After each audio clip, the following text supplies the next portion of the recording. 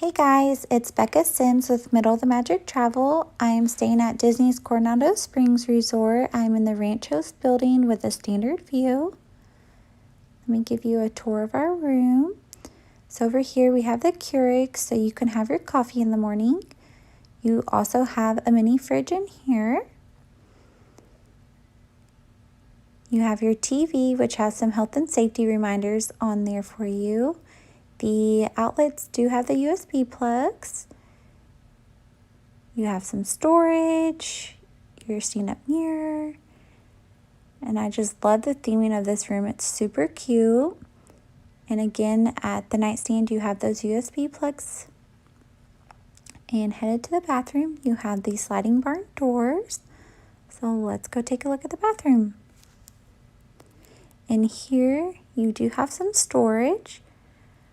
There's an extra pillow and blanket up there for you. Some more storage over here. And in this bathroom, you do have the double sinks. And here's your bathroom.